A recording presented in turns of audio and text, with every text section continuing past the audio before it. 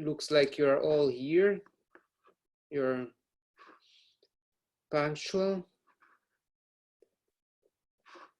Good.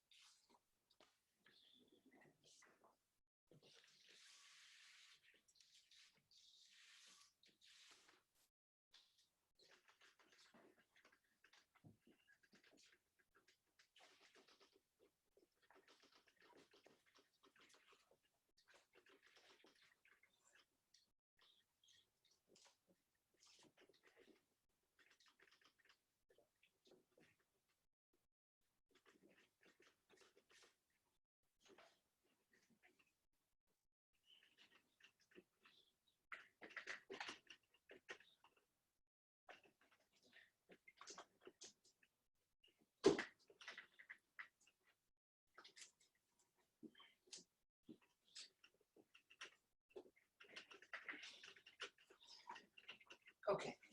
Good morning, everybody.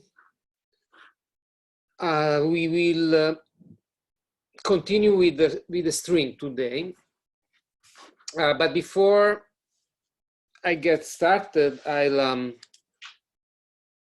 as usual, take questions if you have any about what we did so far.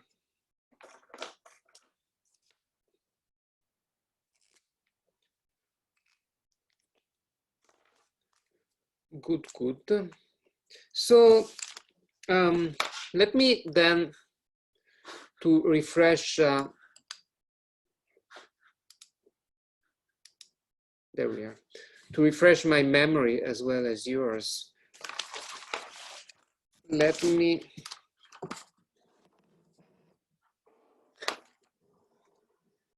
there we go. Let me first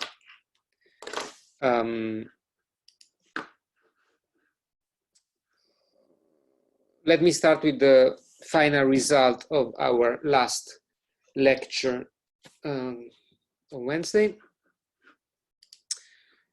We obtained a solution for the equation of the string. Remember, string with fixed endpoints that reads like this.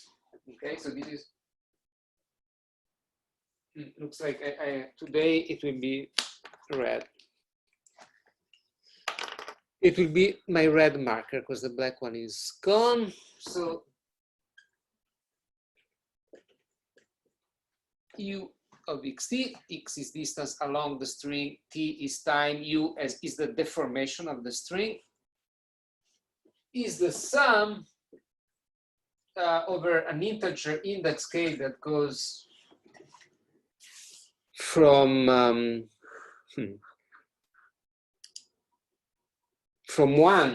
to infinity.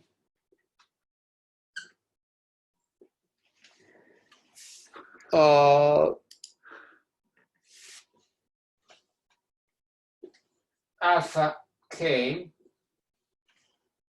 sine of k pi over L x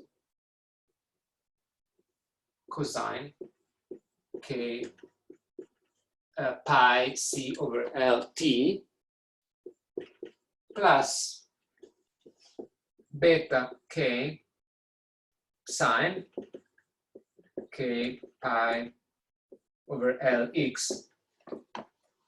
The spatial eigenfunction stays the same, but then here we have the sine of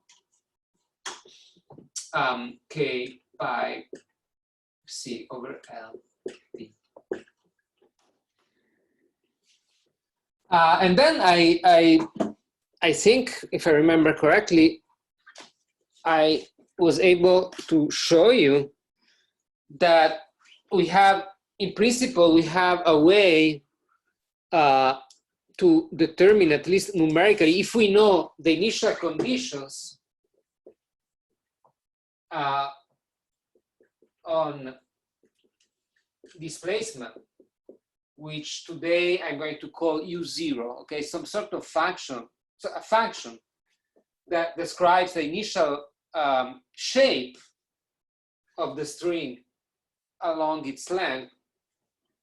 So initial condition on the displacement and on its first derivative with respect to time, the velocity of the formation. We have a way, so I'm going to call this V0.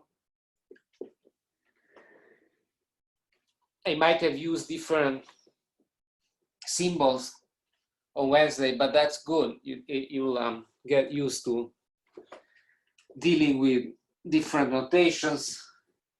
So we know what's the initial setup of the string, initial velocity and initial displacement. And yeah, and with that, we are able to determine the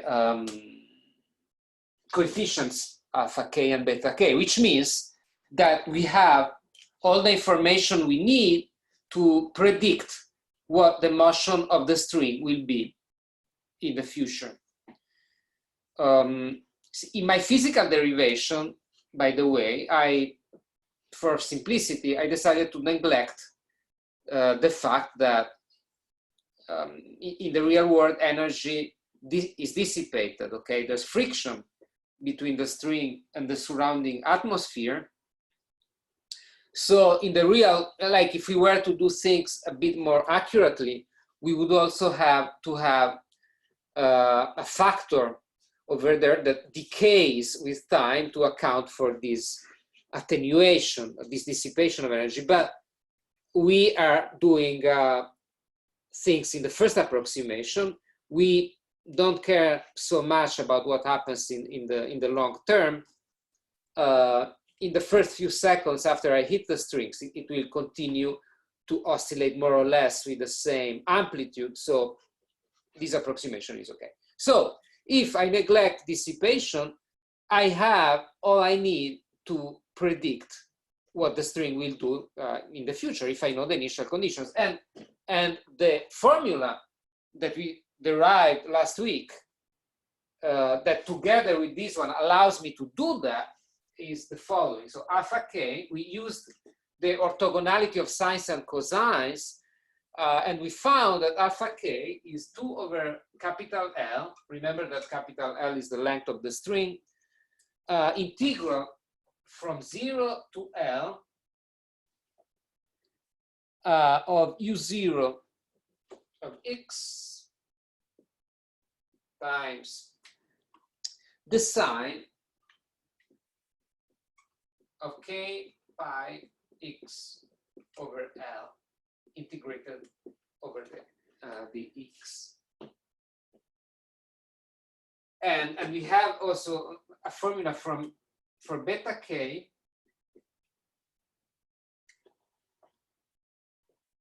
No, sorry. That simplifies out in the formula for beta k. And here we have 2 over k pi c integral over dx from 0 to L, v0 of x times, again, the sine of k pi x over L. And voila. Okay, so if you have some programming skills, like if you use MATLAB, you might want to amuse yourself to write a code that does this. In MATLAB, it won't take many lines of code. It will take some patience because there are a few things that you have to do properly, especially the integrals, but you can nothing is easy, but you can, in a reasonable amount of time, if you learn some MATLAB or Fortran or whatever, Octave, Python, whatever programming language you use, it's not so hard to write a program that if you specify U0 and V0 and the length, density, and tension of the string,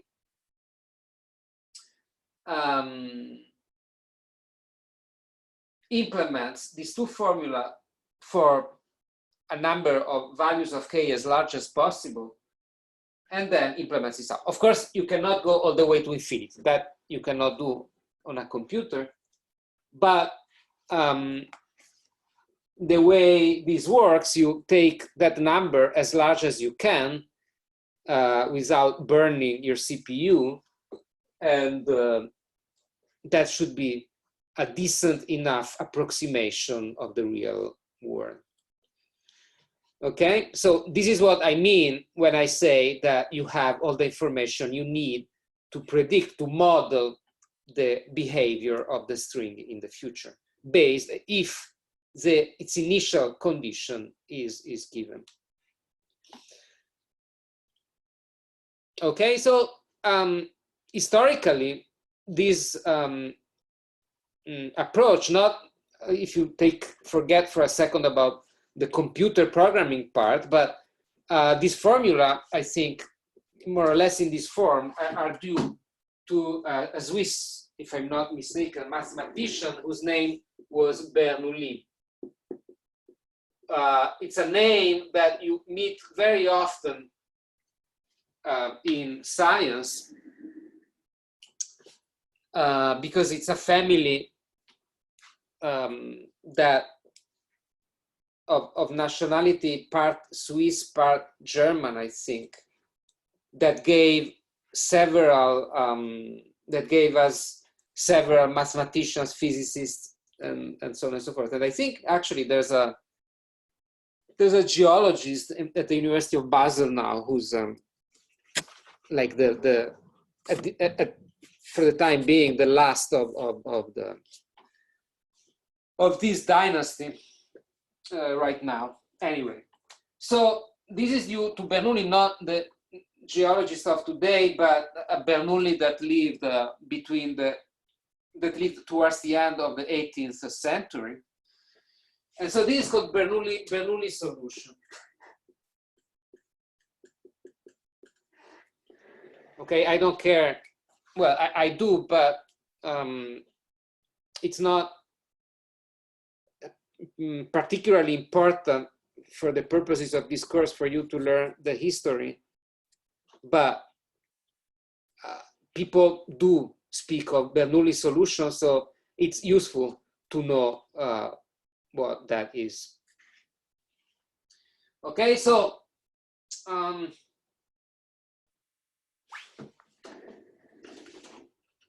so that's where we are right now with our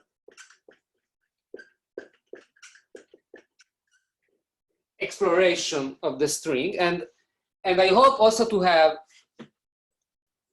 been successful in giving you an idea of what this means physically. You know, it means that the string oscillates according to some functions that we call the normal modes of the string. These normal modes are also called standing waves. I forgot to mention that expression on Wednesday.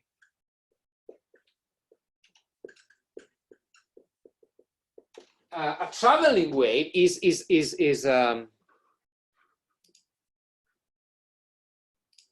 a wave in the sense that we defined it at the beginning of this course. A standing wave, we will understand it better today, why we still call it a wave, okay? But if you just look at it, it doesn't really behave like a wave. Because there are some points when you have a standing wave, say the first overtone, okay? It's a sign. The first overtone is like this. The first overtone of the string, right?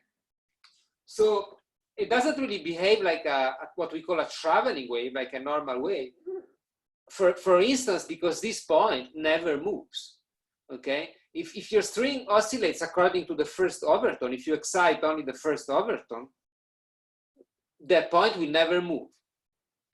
So it's not really something that you observe in phenomena where we usually speak of waves, okay? If you look at waves propagating in water, or if you think of the propagation of sound, eventually each observer will be affected by the disturbance and will be displaced. Okay, so that's why we don't immediately we don't call them waves. For now, we don't call these things waves.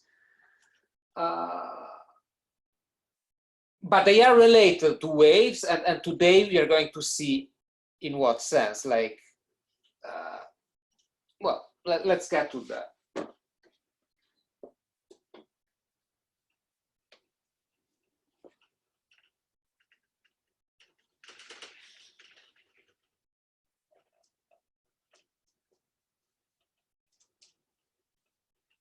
So now that our memory has been refreshed, would you like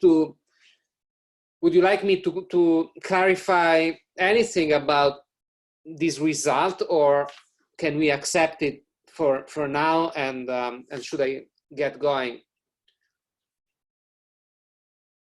Okay. Now what I'm going to do next is I'm going to show you another way of solving the same problem. So I should stress that some of you might be worried, and you eventually want to do geophysics. So why are we studying a guitar string? It's because the guitar string is a one-dimensional problem in a sense, or two-dimensional, but anyway, everything is controlled by just one spatial coordinates. So the math is relatively simple. But the physics, the concepts that emerge when we study the string, we will find them again. You will find them again when you take seismology and you study the Earth. The Earth has normal modes. There are, we can, with our instruments, we can observe standing waves in the Earth. When you have an earthquake, the Earth does ring a little bit like a bell. And in fact, in some sense, every time you have an earthquake, there are the normals of the Earth are being excited. And when you solve, well, what I'm going to do now is I'm going to show you another approach to solving the wave equation on the string. And when you think about the Earth, when you study seismology, global seismology, you will discover that the same two approaches, Bernoulli and the approach that I'm going to show you now, can be applied to the way you solve the formation equation, the displacement equation for our planets, okay? So that's something that you might want to keep in mind. But let's stick to the string for today, for one more lecture probably. And the next approach to solving the wave equation is the D'Alembert.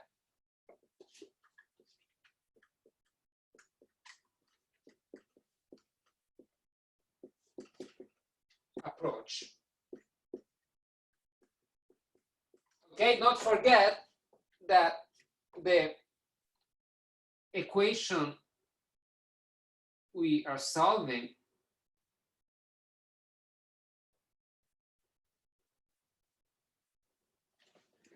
is always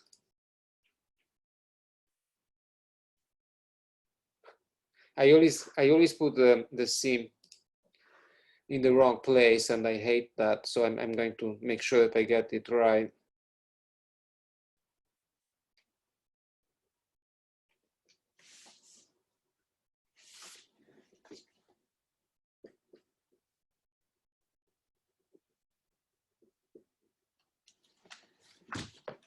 Voila. So with initial conditions u0 of x and v0 of x on displacement and velocity, and with fixed endpoints.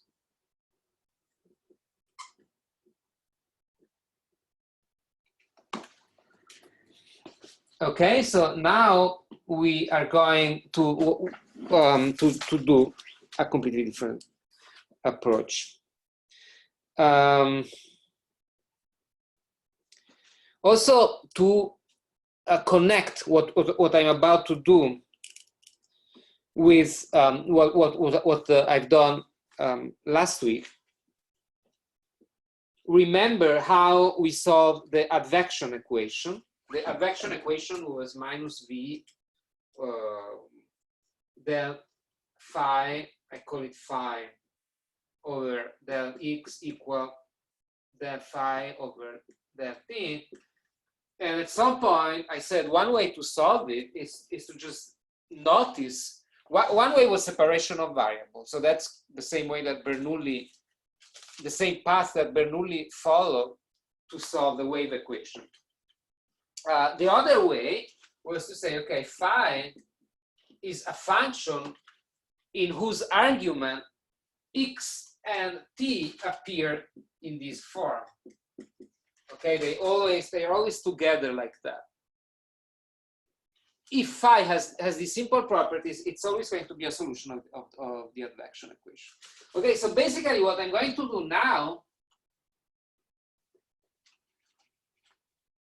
I'm going to see if this same strategy of just trying to use a function where the variables are in a specific relation to one another in the argument, I'm going to see if this strategy works for the wave equation.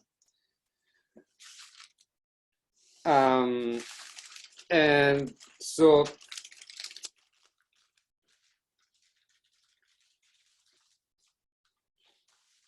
what I'm going to do, again, let's write it again. C squared del squared u over del x squared equals second derivative with respect to time. And well, yeah, so let's take u first to be a function that I call f of x minus vt, just like in the advection case. Let's see if that works. After all, they're not very different, right? You just have the second instead of the first derivative. And I'm going to do it in exactly the same way. So I'm going to introduce a variable y that coincides with x minus vt, which means that the derivative of y, the derivative of u of f with respect to y is equal to the derivative of f.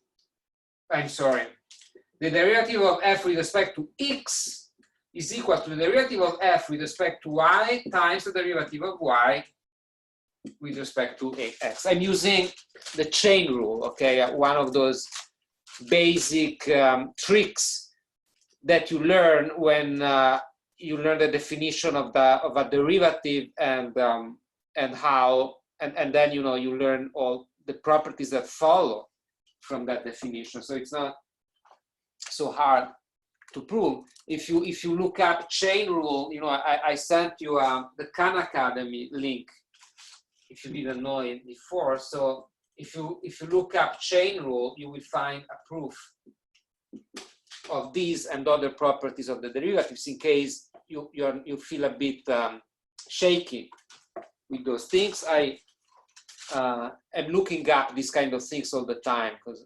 sometimes I'm doing these things, and then I just it's very annoying, like to think actually, I use this every day, and I don't even remember why it works. So anyway, what I'm trying to say is that if I'm doing math and there's something that you don't understand, I even I'm saying this because I know that some of you don't come from physics or math, and so it's quite normal that something might look strange, but just try to suspend your concern.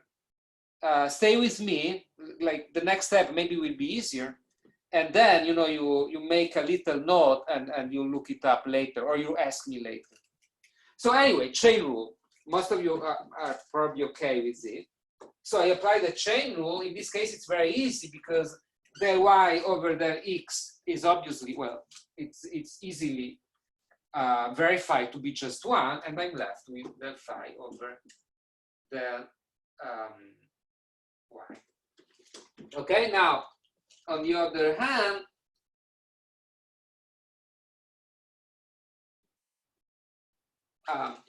the derivative with respect to, and for the same reason also, the second derivative with respect to x is also equal to the second derivative with respect to y, okay? We have to be a bit more careful when we differentiate with respect to t.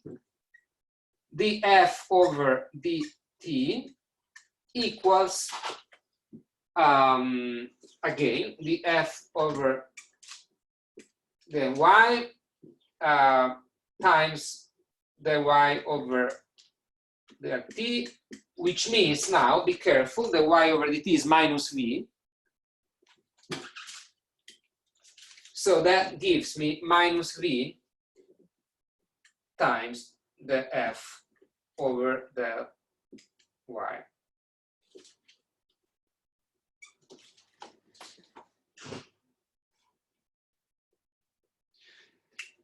Now, what I want to see, to eventually plug my results into the wave equation here, what I want is the second derivative, right?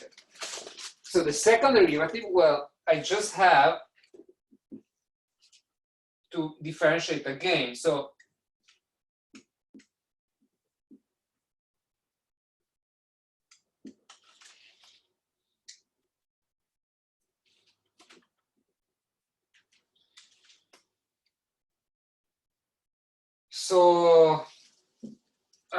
d over dy of minus v df over dy times that, okay? And now this gives me minus v again. And this gives me minus v times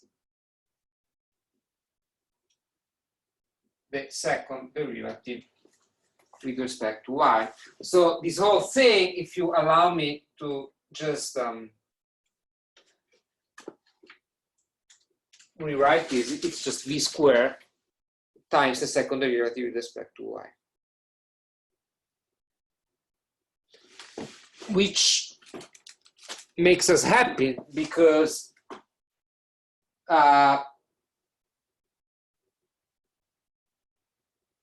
if you just forgive me and allow me to, I made a little mistake, okay?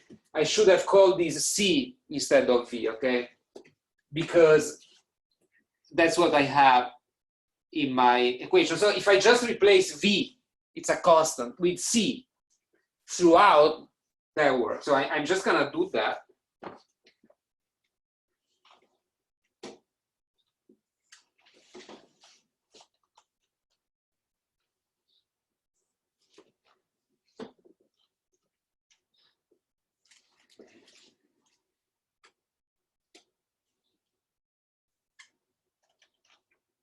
Okay, that was easy. So now look at what I've done. I proved that if I replace u, if I replace my unknown function u here with this trial solution f of x minus ct, well, at the left-hand side, I have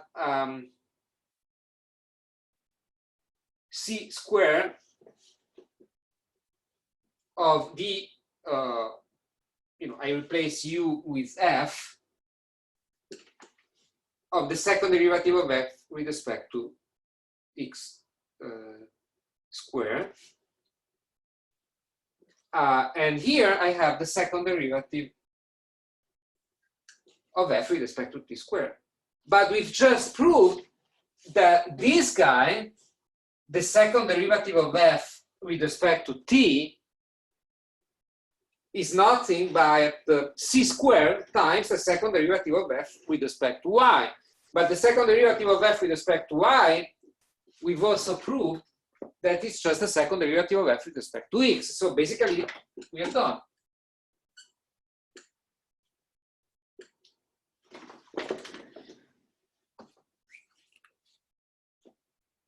And that solves the wave equation.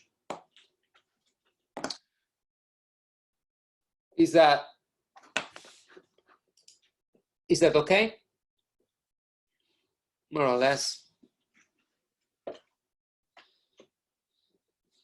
It's, you might or might, it's a kind of thing that if it looks difficult now, it will look easy, in my opinion, when you redo it in your notes.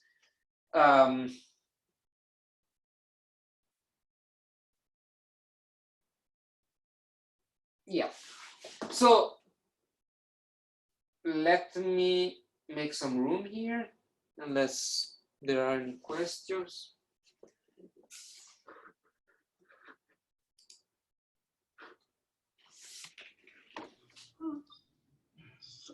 Sorry, sir. Yes. So in order in two order f divide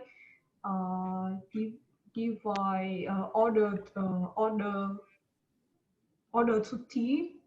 Let's use. Okay. You can consider the order to f divide t. Do you consider last row? Do you? Oh, okay. Can I write just? I'm sorry, I didn't follow you. Say. Oh, okay. You're typing. Okay. I mean you write wrong. You write wrong. Which step should I? Below. Last step. Yeah. Okay. Yes. Oh. Okay. Yes. Thank you. Last step. Okay. Yeah, I forgot the c squared. Of course, yeah. Then it would be a mess. Yes. Thank you.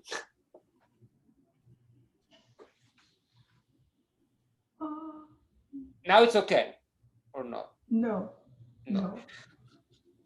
Okay. Can you write again the last step? Yeah. Write again. Yeah, that's a good idea. Let's see. So. Okay.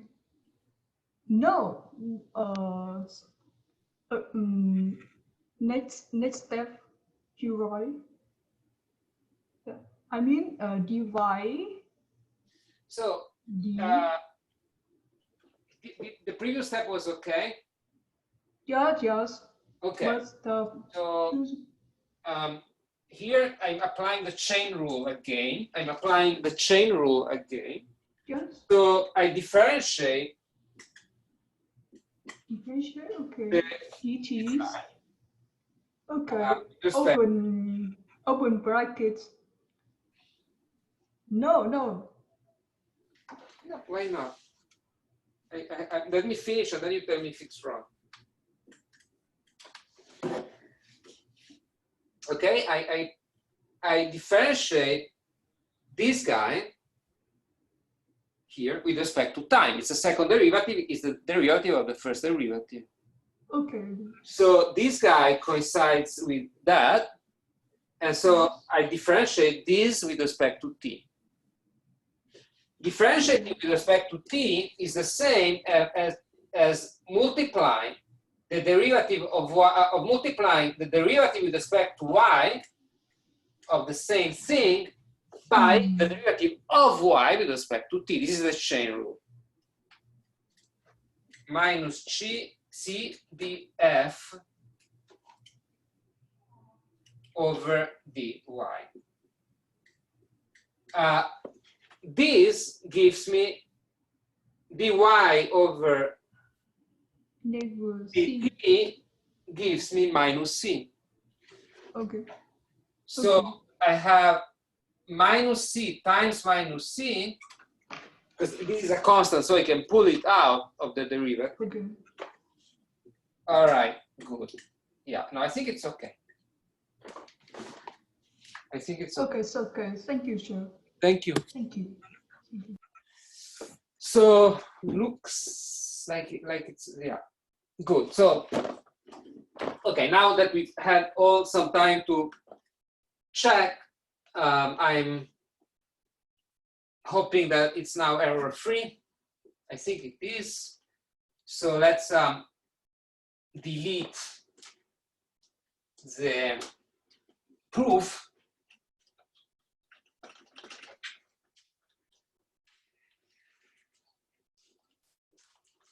And so what I've done here, I've shown you that f, any function in principle of argument x minus ct solves this guy. But we are not done this time, okay? Because if we try it again, and this is the difference that I briefly mentioned the other day between the advection, which is a first order PDE, and the wave equation, which is second order. Well, we have a second possible solution. And it's another totally arbitrary function g, but the argument now is x plus ct. And you will probably believe me, I think, if I tell you that I could prove that this is a solution in pretty much the same, with pretty much the same method that we've just used to prove that f with such an argument is a solution. So if you have time, you can do it as a little exercise at home. Okay. So it means that the most general solution that we can think of is something, is a linear combination of those two.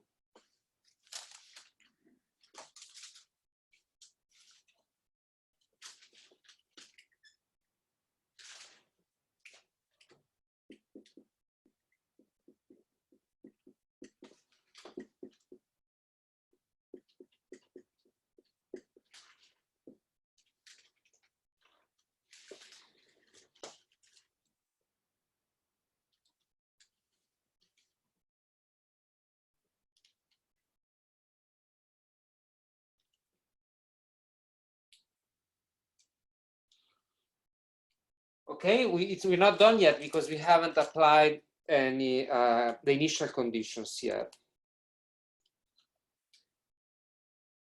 But one thing you might notice right away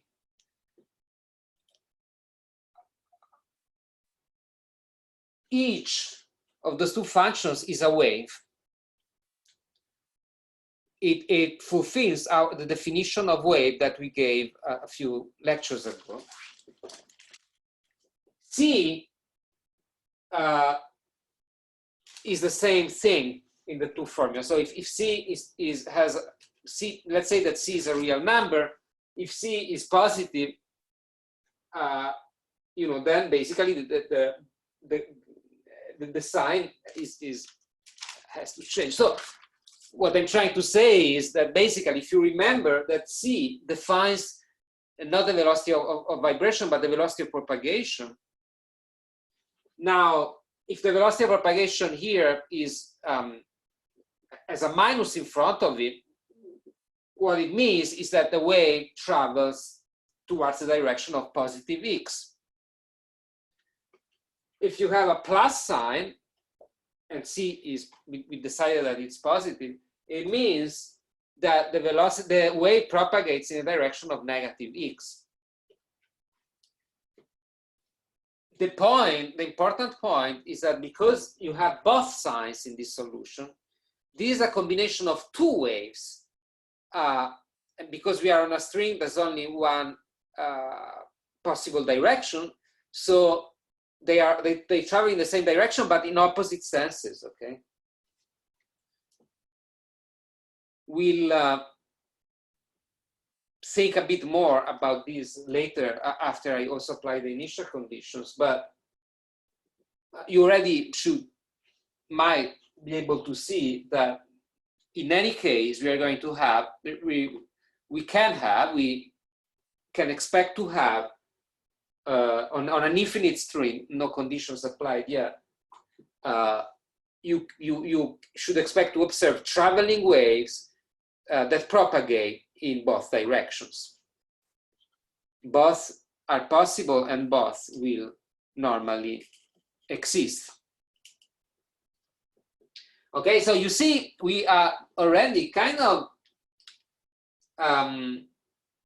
going in a completely different direction than Bernoulli, who found these standing like stationary wave sort of things that would always keep the same space and some points would never move and so on and so forth. Here, all of a sudden, you know, we are back to the usual situation where things propagate, and wherever you are on the string, sooner or later, you're going to feel the wave and be moved by it if you're sitting on this string, right?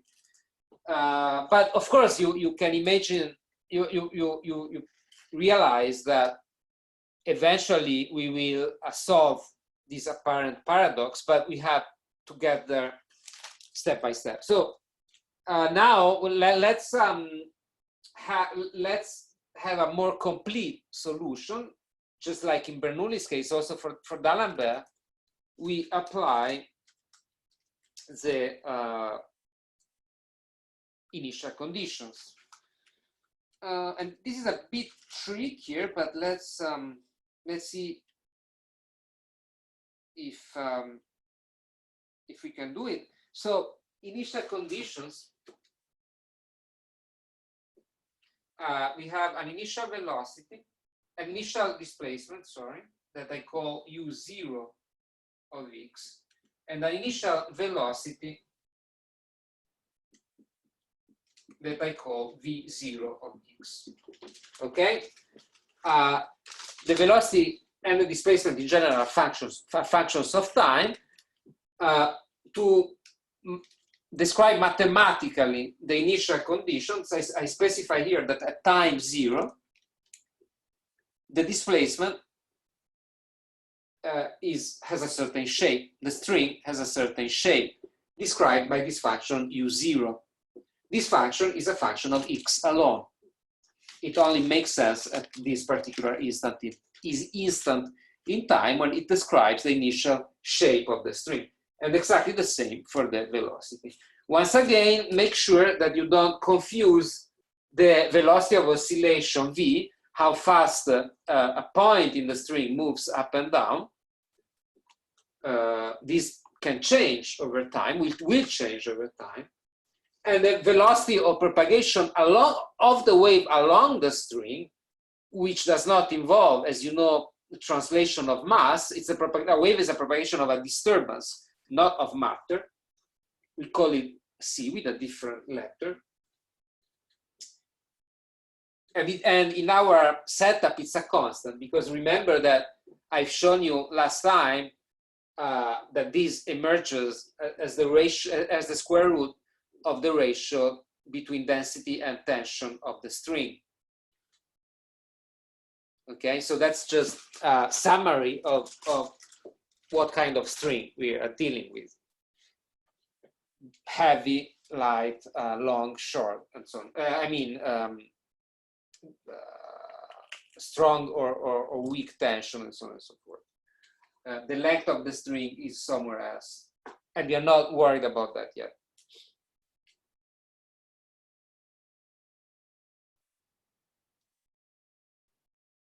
Okay, so the first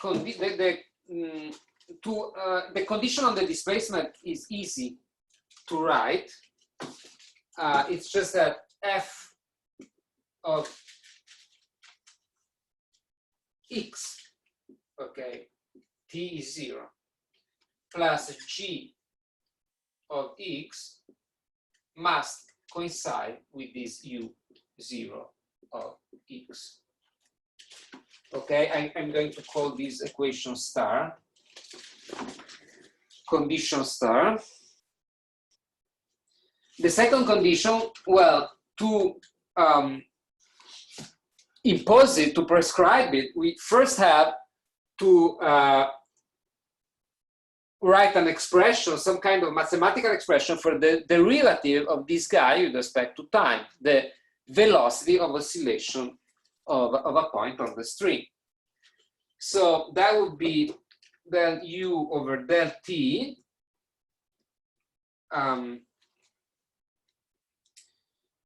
which would be minus c, and I'm going to call this f prime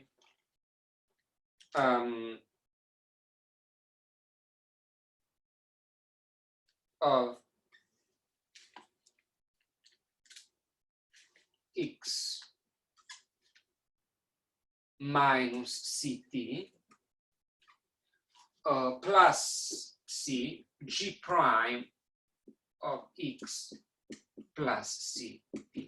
The prime, it means the derivative of y with respect to its argument. Okay, the derivative of f or of g with respect to its argument, which means that if f of x minus ct is x minus ct squared, the derivative would be 2 times x minus ct. Okay, that's what I mean when I say it's not a derivative with respect to x or the derivative with respect to t, it's a derivative with respect to the whole thing. Okay, so in that case, I prefer to use the prime.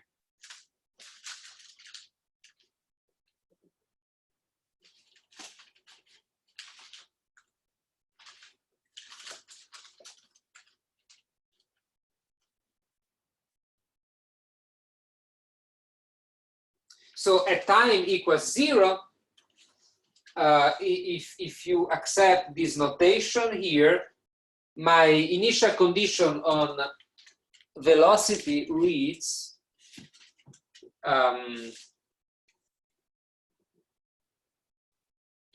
c times g prime of x minus c times f prime of x equals v0 of x.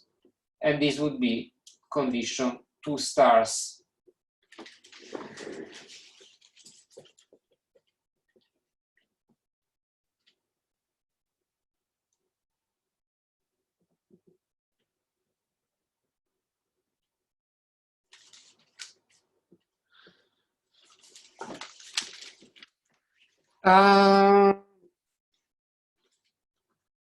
Now, this is a bit, it's not very helpful, this condition 2 star, because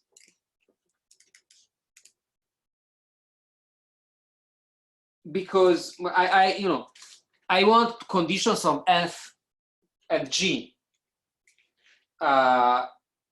Having a condition on their derivatives doesn't allow me to simplify my expression for the solution here. So if I could find two equations that constrain f and g, then I have a linear system with two unknowns. I can probably do something with it, but I can't do much with that. So what I'm going to do is I'm going to integrate this guy so that from the derivatives I get back the primitives, the actual function. So let's look at what I mean by that. The integral with respect to a dummy variable s, starting from a point x0 that I don't define, and you will see in a second that I don't define it because I can take it wherever I want. It won't change my final result. So let's just call it x0 for the time being, of, this is multiplied by c, g prime of x minus f prime of x equals the integral along over the same interval. Again, oh, sorry, here I have to use my dummy variable s, otherwise I have too many x's here, of v0 of s ds.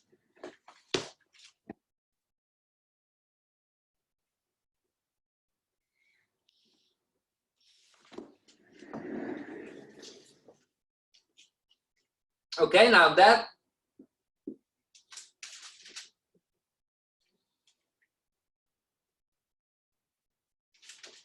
the left-hand side, now we can simplify it quite a bit because we have the integral of the derivative. Fundamental theorem, it gives us back the same function. So it's a definite integral. It's a finite integral. I don't remember how it's called in English, but it's between two given points. So the numerical result of this integral will be the value of the primitive. It's all multiplied by c. So I have the value of the primitive at the top point, at the largest point, x, minus the value of the primitive at x0. And that will be the integral of g prime.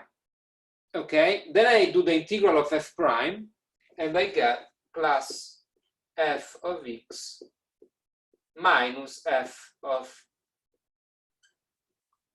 x0.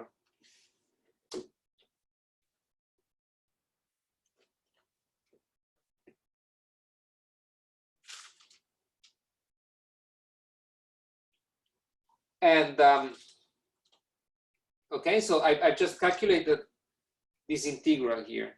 Okay, so this integral equals integral of v0 blah blah blah. Okay, so I can the blackboard is not so large, so I'm just gonna put an equal sign here, and I'm going to clean this up.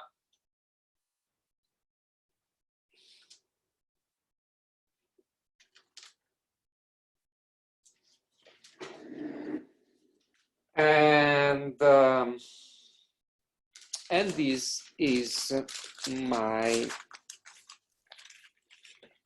result.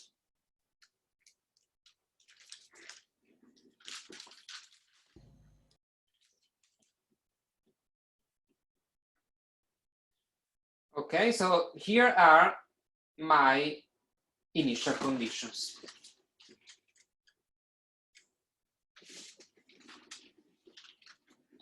I don't need this one anymore because I basically just rewrote this one in a more useful form that involves f and g directly.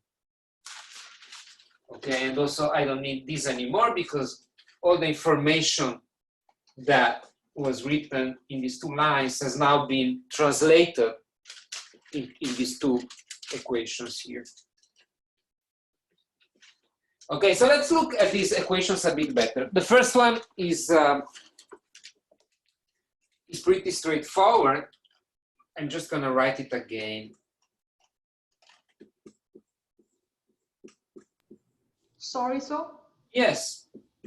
Oh, you can see on charts. I mean, see. I didn't understand. I'm sorry. You can see on charts. I mean, is negative fx plus x equal 0.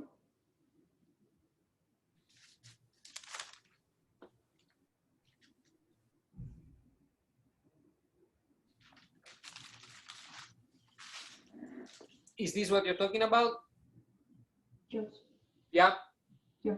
So let me see if I mistyped some. Oh, I think I see. Thanks. Yeah. Yes, you caught me again. Thank you. Yes. So that there was a minus sign right here that in this deleted equation that should have propagated here. So somehow I got the wrong sign here. Yeah. Thank you. Sorry. I'm not very good with signs. So Okay. is that right? Is that what you? Yeah. Thank you. Yes. Yes. So. Okay, so.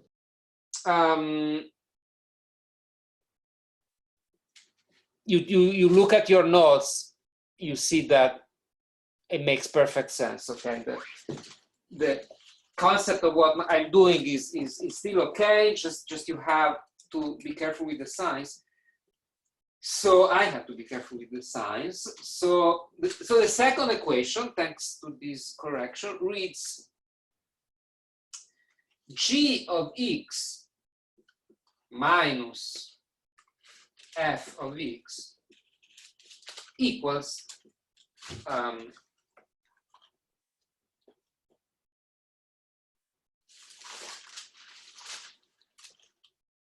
integral from x0 to x of v0 s in the s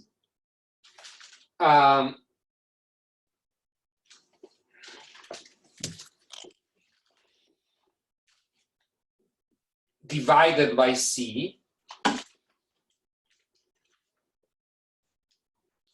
Okay, I'm dividing both sides of this guy by c.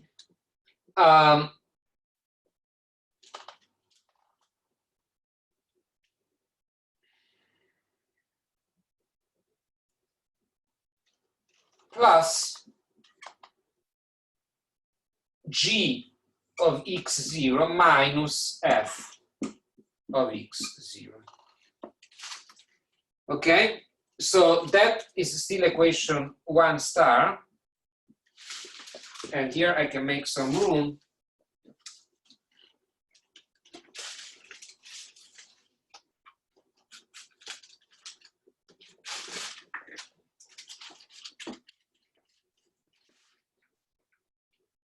And this replaces equation 2 star. But now, this looks much nicer. There are not derivatives involved. Everything, like the scary part here, in any case, is something that can be computed numerically, as we will see, because V0 is just a function that's prescribed. But we'll get to that. But the point is that here on the left-hand side, you have basically two conditions on two unknown functions, f and g. So there's one in one of them, only one of the two functions has a negative sign. So it sounds like it might be useful to sum and then subtract these two equations from one another. If I take the sum of both the left and the right-hand side of equations star and 2 star,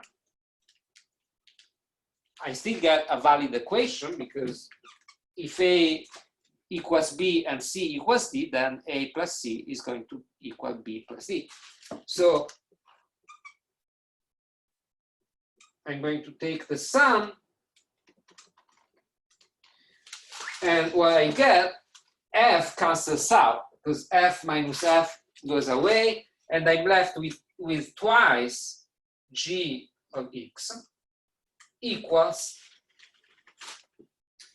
U0. It's a bit long, but it's nice because everything is a constant. Well, is known or a constant on the right-hand side. Plus 1 over C integral blah, blah, blah.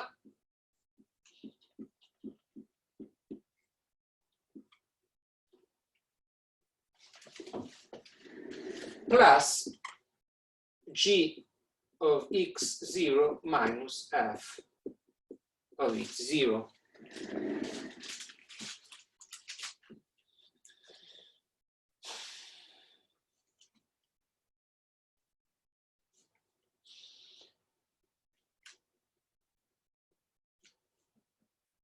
And if I take the difference of star minus 2 star, now G cancels out, and I get the twice F of X equals, again,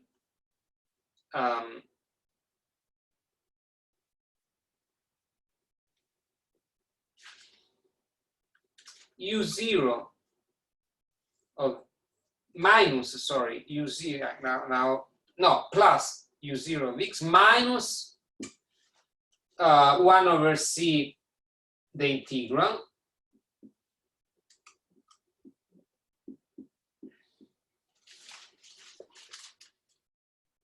and then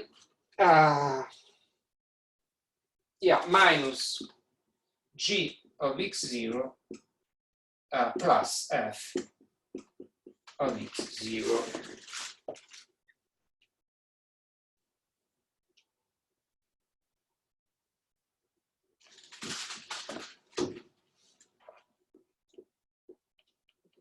Okay, so again, I'm still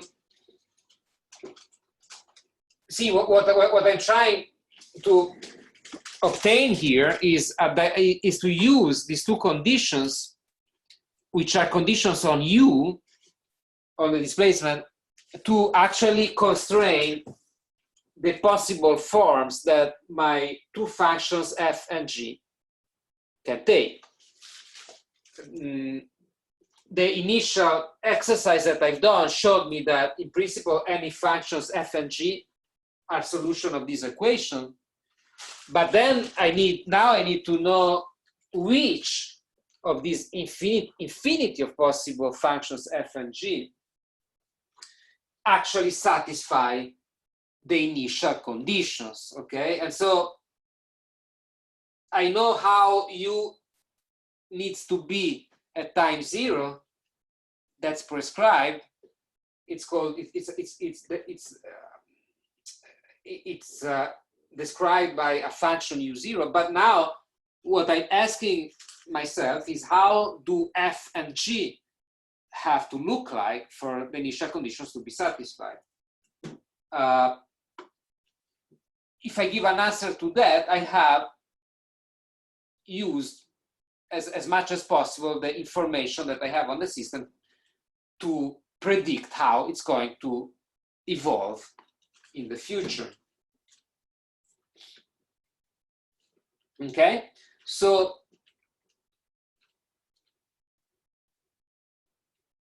now from the first of these two equations, I'm going to call it equation plus. From equation plus, I can rewrite it in a slightly different way. See, this equation is valid, has to be valid independently of the physical meaning of X. This is just a condition on the form of G. Okay, so it doesn't, I'm totally allowed to replace this guy, this X here, with something that's more useful to me, because in my solution, G is a function not just of X, but of X plus Ct. So if for any possible value of X, this has to be true, equation plus has to be true, then at X plus Ct, I have to have that, I divide both sides by 2, right? So this has to be equal to U0 of X plus Ct divided by 2 minus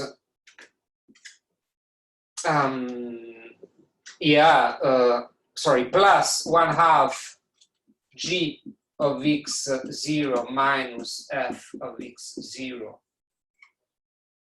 That's it.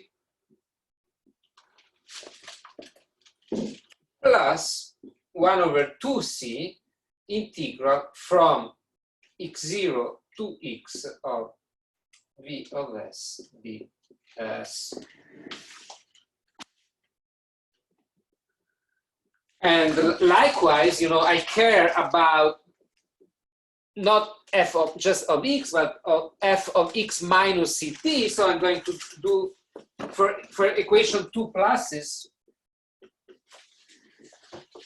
I'm going to do the same operation, and I'm going to find that fx minus Ct is just 1/2 U0 of X minus Ct minus 1/2 G of X0 minus F of X0, and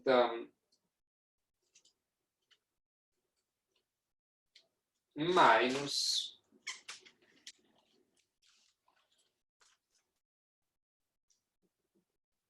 1/2 1/V 1/C, sorry, the integral.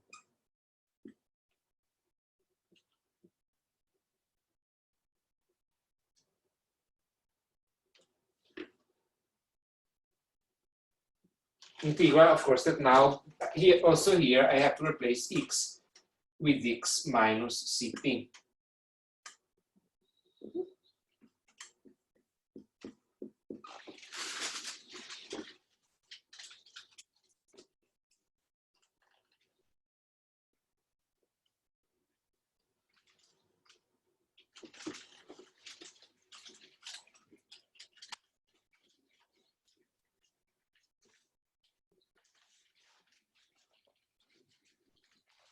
Okay, let me rewrite this last part a bit more clean.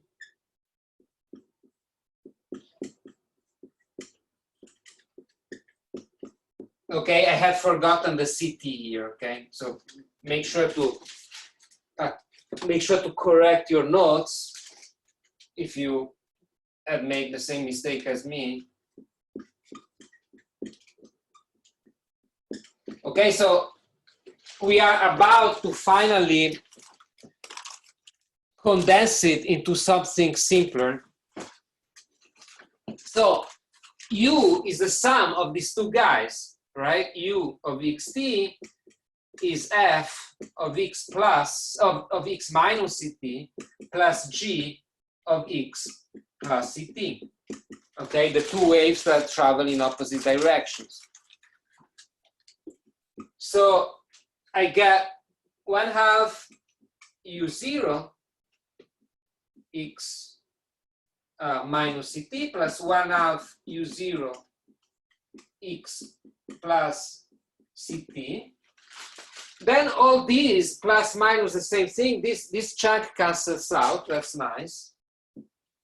This whole chunk cancels out. And then look, if you remember the rules of the integrals, look at these two integrals. I'm going to show this to you here.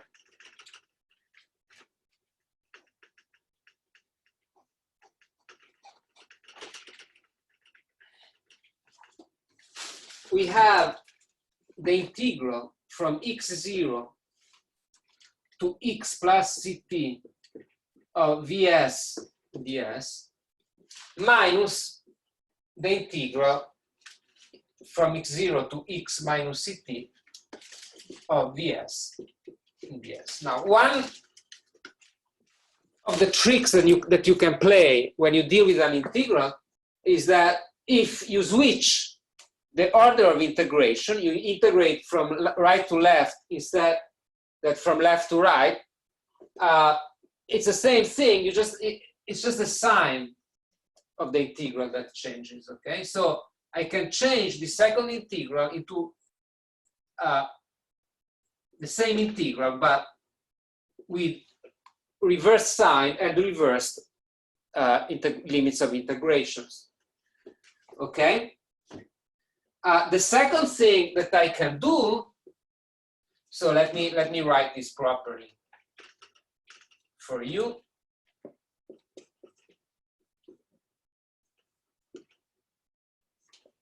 So this equals the integral from 0. I'm doing nothing to the first term here, to from x0 to x plus ct of vs ds plus the integral from x minus ct to x0 of the same thing. But now that's a nice part. If you integrate first from x minus something to x0, and then you keep going, you integrate from that very point to x plus something, well, that's exactly the same thing as doing, you integrate the same thing, right? So it's exactly the same thing as doing just one integral, going from x minus ct all the way to x plus ct. You know, one brutal but simple way to think of an integral is the integral is an area under a curve, right? So what you've done, what we do is we calculate the integral from x minus ct to x, then we calculate the integral from x to x plus t is the same as calculate the area over the whole, under the whole curve, right? From x minus ct to x plus ct. So that means that finally we really managed to simplify this thing quite a bit.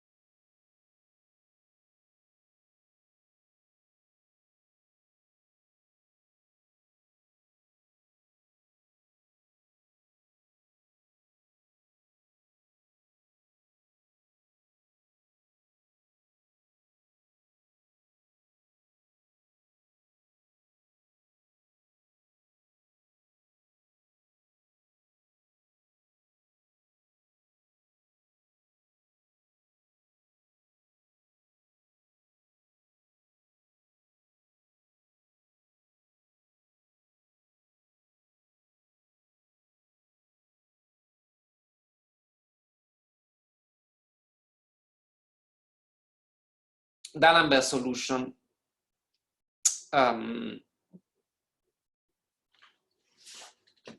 that you find in textbook, Wikipedia, and so on and so forth.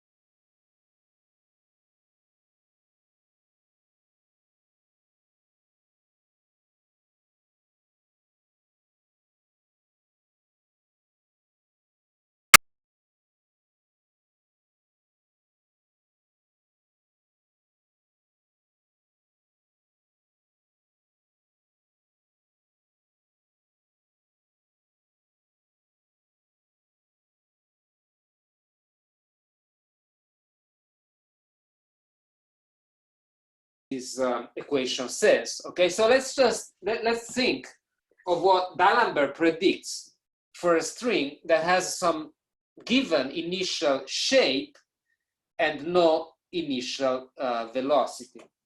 For example,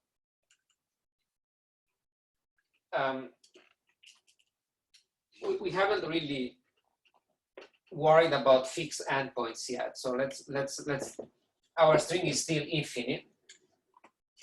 For example, let's imagine that the string has initially this shape, and it's everywhere unperturbed, except we deform it. We have a little triangular deformation at one given point. Okay, so we somehow like pull the string very hard in a weird way and make a little triangle, and then we let it go. Well, so this function here is u0, right? So now we have two waves, like we said earlier. One, they propagate with the same speeds, but one towards the left and the other towards the right. And they also have the same shape, you know, their shape is exactly u0. The disturbance that propagates has this triangular shape, except with half amplitude. So if you wait a few seconds or a few fractions of a second, and you take another picture of your string, it's gonna look like this. Okay, the triangles have the same lateral extension, but half amplitude. And if you wait a bit longer,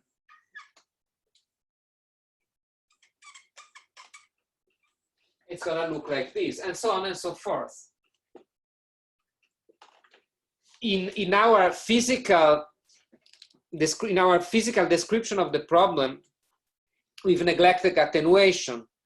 So energy is not lost, and if the string is infinite, these two smaller triangles will just continue to propagate to infinity with always the same amplitude, which is exactly half the amplitude of the initial deformation.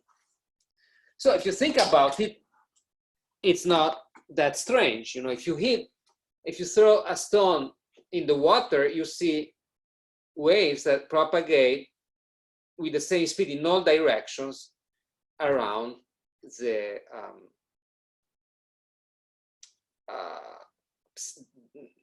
origin, the point where the stone touched the surface of the water. And here you're not in two, but only in one direction. You see that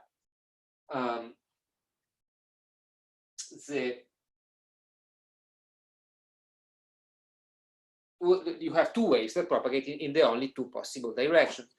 In the case of the stone thrown in the pond, the amplitude of the waves will decrease as the wave propagates away from the origin. It's the same effect that you see here. Here it propagates. It is energy is reduced only once at the moment we leave the origin. In the case of a wave propagating on the surface of the water, at every second in time, the same energy is distributed over along a longer circle, a wider circle. And so if the total energy is to be conserved, the amplitude at each point has to go down a little bit. But that's not dissipation. Energy is conserved in the first approximation. It's just that when you are in two dimensions, energy is spread as the wave propagates away over a broader area. If that doesn't help you, you can, for the time being, forget the stone pond example and just focus on the string. Okay, so before I take your questions, I anticipate that I know, and I hope that you don't find that too confusing, that I gave you basically two approaches to the solution of the same problems that appear to be completely incoherent with one another. Okay, first I prove to you that if you hit a string, it makes some standing waves. Then I prove you that you create some traveling waves. So who's right? Well, it will turn out that both approaches are right if you just make some non-trivial physical consideration, which will be the subject of next lecture.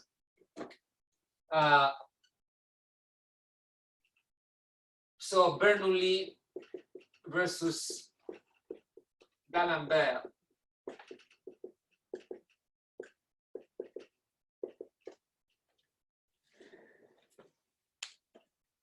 Will be our next lecture.